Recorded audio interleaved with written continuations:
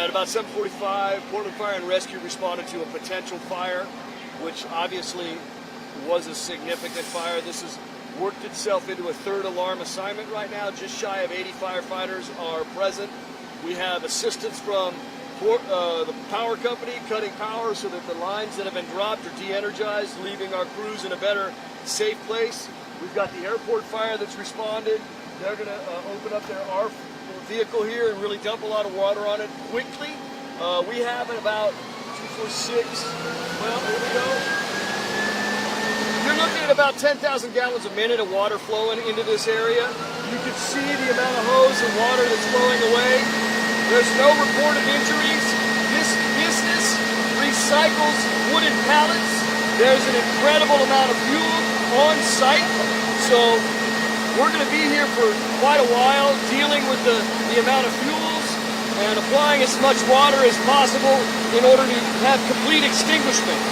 Throughout the city, we have moved crews from the south part and the west part over here to the northeast so that the northeast portion of the city is continued to be covered as best possible, in that we do have, again, a third alarm assignment here at this location.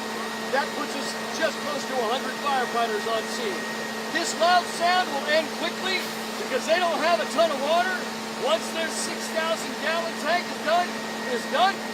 So this is an impressive machine. This is what is usually used, primarily used on aircraft. When aircrafts crash, this is what that primary focus is.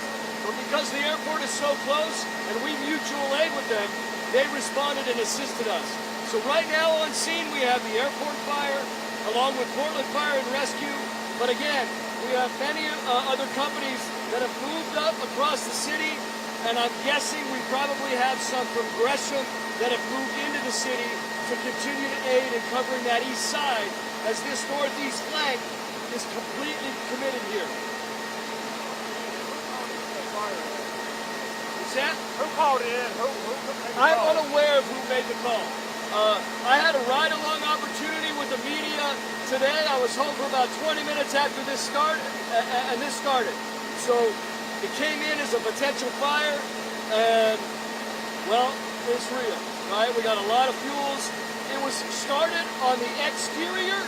It then extended into the main structure. That's a combined home and business. That home and business has had structural collapse. We did a primary search. There's no one inside on the primary. We have not had an opportunity for a secondary, and it's going to be quite a while until we can gain any safe access to what is remaining of what is standing in that structure. We're putting a lot of effort into saving the structures to the south. This particular business, along with the adjacent business, neither has had any impingement of fire, so we feel good about that. It's unfortunate where we are with this particular business with the pallets, but we did what we could upon arrival. Could you repeat the time that the fire was reported? I'll give you the exact time. This fire was called in exactly at 7:30. Can you tell us about evacuation? No. No, this is under investigation.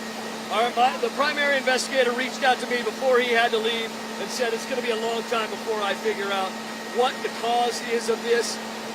He's made some interviews, he has some ideas, but there's really nothing that we can share because it's just not definitive. Gotcha. Wow. So The whole building fell down. we had significant structural collapse. There's still some structural members that are standing up and down, but there's much of this is down to the ground now. And also, oh, go ahead. It's a home business, yeah.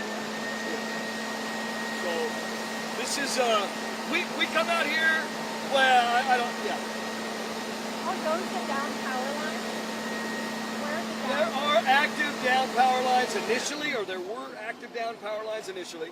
We now have had the power company de-energize this entire trunk, so all of this is now de-energized. These power lines. So any sort of possibility of these power lines falling will not be a danger to anybody here.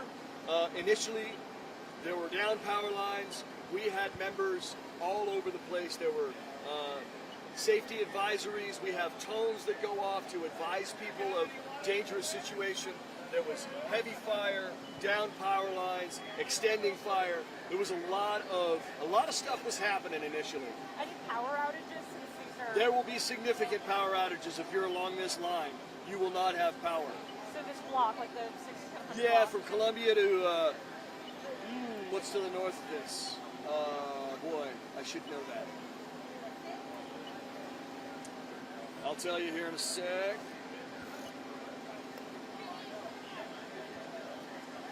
From Columbia, effectively, to Cornfoot on 47, will be without power. Columbia to 47. 47 from Columbia to Cornfoot. 47. So Whitaker Ponds, natural area. There's a few homes that are to the north of us here that will be affected. But as I said, there's no injuries reported.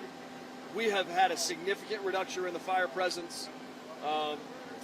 This will be pared down as quickly as possible as we're prepared for the rest of the evening to kind of go like this. But in that, we will probably have to call folks back in to be able to do what we call fire watch and do an extended watch here. But we'll have crews here overnight into tomorrow.